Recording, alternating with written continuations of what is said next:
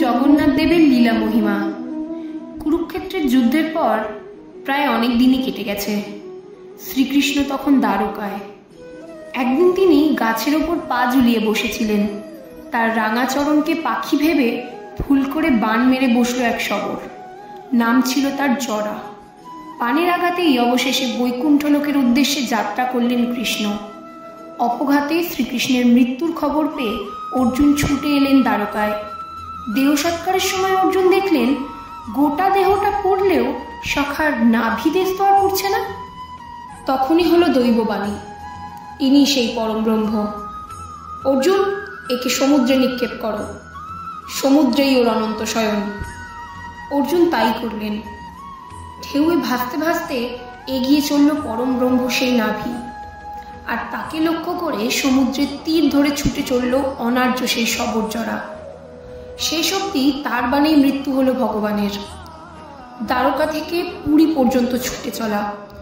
অবশেষে এখানেই ভগবানকে স্বপ্ন দেখালো সে। কাল ভোরে আমাকে তুলে নে, এখান থেকে তোর বংশধর শবরদের হাতেই পুজো নেব আমি। তখন থেকে নীলমাধব রূপে তিনি পূজিত হতে থাকলেন শবরদের কাছে। সময়টা দাপর যুগ, এরপর হলো কলিযুগ। কলিঙ্গের রাজা তখন ইন্দ্রদুম্নদেব। তিনি ছিলেন বিষ্ণুর ভক্ত। সেই উদ্দেশ্যে তিনি গড়ে তুললেন একটি মন্দির শ্রীক্ষেত্রে। এখান থেকে তাকে চিনি জগন্নাথ ধাম রূপে, কিন্তু মন্দিরে বিগ্রহ নেই। রাজসভায় একদিন কথা প্রসঙ্গে তিনি জানতে পারলেন নীলমাধবের কথা। ইনি নাকি বিষ্ণুরই এক রূপ। অমনি চারিদিকে লোক পাঠালেন রাজা। এদের প্রত্যেকেই ধার্মিক ব্রাহ্মণ তনয়। বাকিরা খালি হাতে ফিরে এলেও ফিরলেন না একজন বিদ্যাপতি। তিনি জঙ্গলের মধ্যে পথ হারালে তাকে উদ্ধার করলেন সুন্দরী শবর কন্যা ললিতা। নিয়ে এলেন তাদের বাড়ি। ললিতা শবররাজ বিশ্ববসুর কন্যা।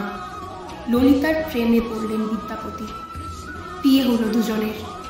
বিয়ের পর বিদ্যাপতি আবিষ্কার করলেন রোজ সকালেই শবররাজ কয়েক ঘন্টার জন্য উধাও হয়ে যান, আবার ফিরে আসেন।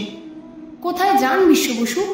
স্ত্রীকে প্রশ্ন করতে বিদ্যাপতি জানতে পারলেন জঙ্গলের মধ্যে একটি গোপন জায়গায় নীলমাধবের পুজো করতে যান শবররাজ বিশ্ববসু। নীলমাধবের সন্ধান যখন পাওয়া তখন আর ছাড়ার নয়। অমনি বিদ্যাপতি বায়না ধরলেন তিনি দর্শন করবেন নীলমাধবকে। বিশ্ববসু প্রথমে রাজি না হলেও অবশেষে মত দিলেন, তবে শর্ত সাপেক্ষ। বিগ্রহ পর্যন্ত চোখ বেঁধে যেতে হবে বিদ্যাপতিকে। জামাতা হলেও বিদ্যাপতিকে কোনোভাবেই নীলমাধবের সন্ধান দিতে রাজি ছিলেন না বিশ্ববসু। বিদ্যাপতিও ছাড়ার পাত্র নন। চোখ বাঁধা অবস্থায় যাওয়ার সময় তিনি গোটা রাস্তায় সর্ষের দানা ছড়াতে ছড়াতে গেলেন।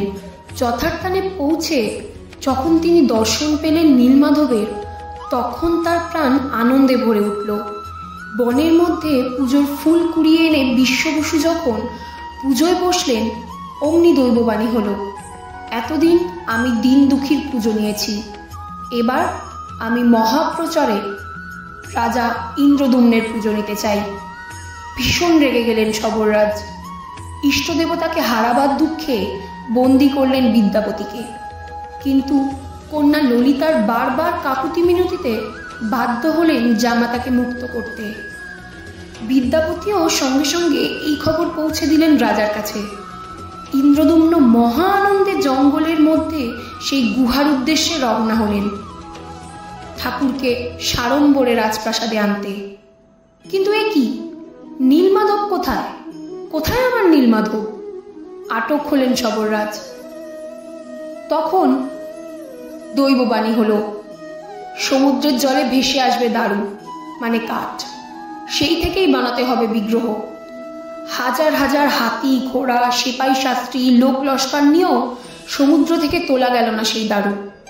অবশেষে দারুর একদিক ধরলেন শবররাজ, আর একদিক ধরলেন ব্রাহ্মণ পুত্র ও বিদ্যাপতি। জগন্নাথের কাছে ব্রাহ্মণ শবর কোনো ভেদাভেদ নেই যে। মহারাজ তার কারিগরদের লাগালেন মূর্তি গড়তে, কিন্তু সেই কাঠ এমনই পাথরের মতো শক্ত যে ছেনি হাতুড়ি সবই ভেঙে যাচ্ছে। তাহলে উপায়? মূর্তি করবে কে? মহারাজের আকুলতা দেখে জগন্নাথের আদেশে বৃদ্ধের বেশে এবার হাজির হলেন স্বয়ং বিশ্বকর্মা। তিনিই গড়বেন মূর্তি। তবে একটাই শর্ত, 21 দিন আগে তিনি নিজে দরজা না খুললে কেউ যেন তার ঘরে না আসে। শুরু হলো কাজ। ইন্দ্রদুম্নের রানী গণ্ডিকা রোজই কান পেতে শুনতেন কাঠ কাটার খটখট শব্দ। 14 দিন পর হঠাৎ রানী দেখলেন রুদ্ধদ্বারের কক্ষ নিস্তব্ধ। কি হলো? কৌতূহল চেপে রাখতে না পেরে মহারানী মহারাজাকে জানাতেই ইন্দ্রদুম্ন খুলে ফেললেন কক্ষের দরজা। ভিতরে দেখেন বৃদ্ধ কারিগর উধাও। পড়ে আছে 3টি অসমাপ্ত বিগ্রহ। তাদের হাত পা কিছুই করা হয়নি।